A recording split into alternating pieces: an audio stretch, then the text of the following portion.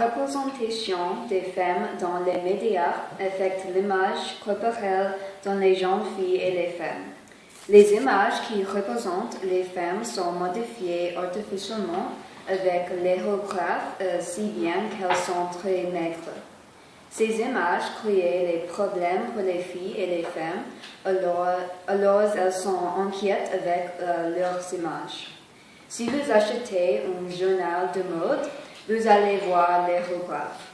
Souvent, les corps des femmes que vous voyez ne sont pas physiquement possibles, alors les jeunes filles voient ces images et elles veulent les corps comme dans ces images, mais c'est tellement malsain d'avoir un corps comme ça.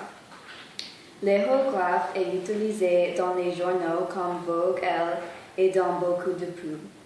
Quand les jeunes filles voient les images avec les corps émaciés à la maison, leur premier instinct sont de comparer leur corps et les corps dans les images. Les filles croient que les corps normaux sont les corps qui sont exposés dans beaucoup de publicités et elles croient qu'elles doivent avoir les corps comme ça. Du fait du désir pour un corps malsain, les filles commencent à changer leurs habitudes de manger. À cause de ce changement, il y a beaucoup de filles anorexiques et boulimiques. Si les filles n'ont pas le corps impossible qu'elles désirent, elles se sentent trop grosses, mais en réalité elles sont normales.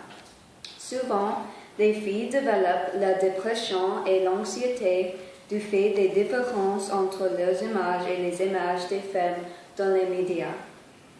La représentation des femmes dans les films et la télévision ne montre pas la vraie réalité des femmes. En 2012, les femmes ont juste 28% des rôles parlants dans les 100 films les plus populaires.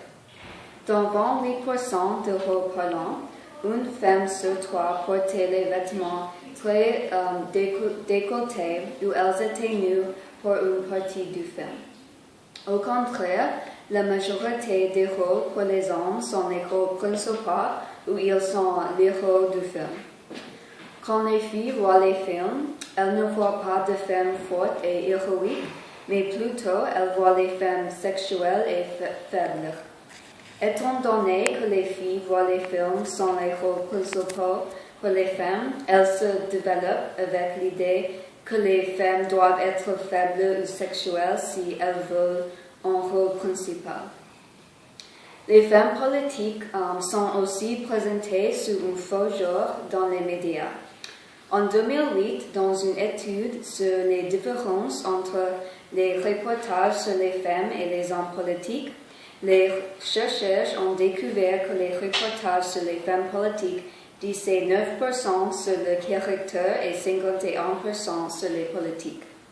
Au contraire, les reportages sur les hommes politiques disaient 6% sur le caractère et 56% sur les politiques.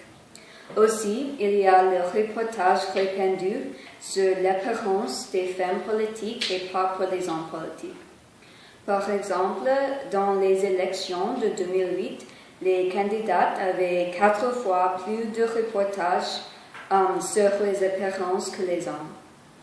Les électeurs admettent que la représentation de l'apparence des femmes par les médias peut changer leur opinion d'elles.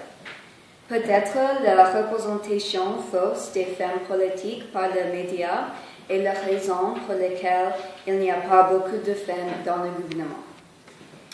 Évidemment, la représentation des femmes dans les médias donne les idées aux filles et autres femmes qu'elles doivent être maigres, faibles ou attrayantes si elles peuvent avoir un bon futur. Si vous aidez mon organisation, la représentation des femmes dans les médias vont aller plus réaliste et les jeunes filles vont avoir les bons modèles femmes dans leur vie. Merci.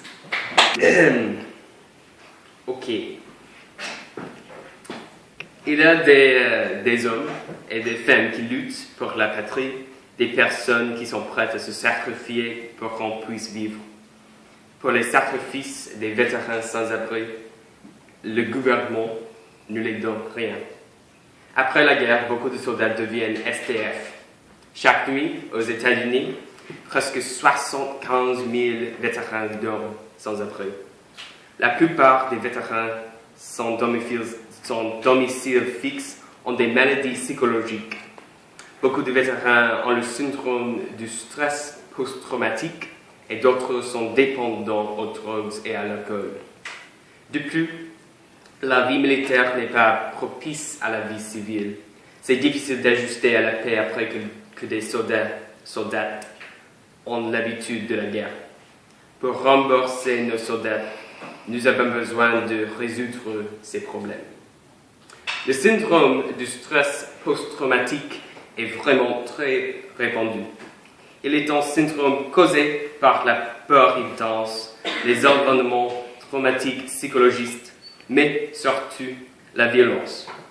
Cette dernière est la raison pour la plupart des PTSD parmi les vétérans.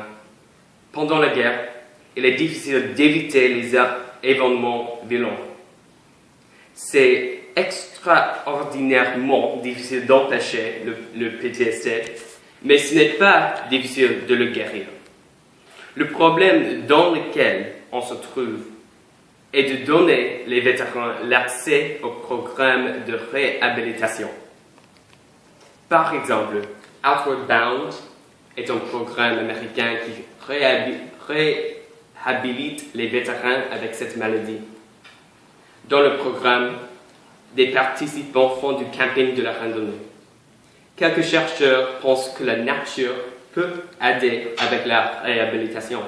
La sérénité et le retrait de la civilisation réparent les problèmes psychologiques. Mais Outward Bound est cher. Il n'y a aucun programme qui fait gratuitement ce qu'Outward Bound fait. Le PTSD pouvait créer la dépendance à l'alcool et aux drogues.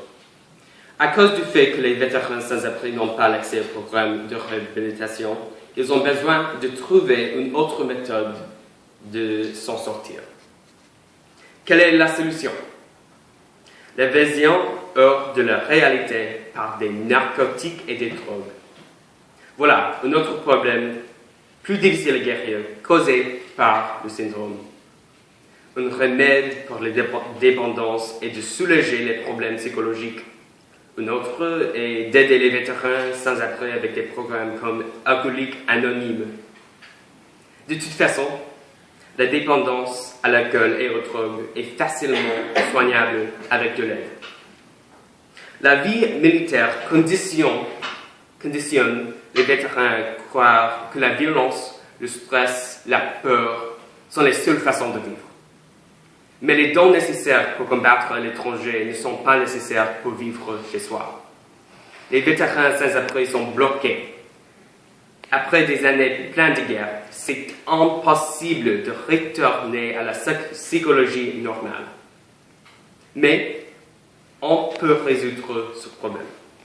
Il n'y a pas beaucoup de temps entre l'arrêt du combat et le retour à la patrie.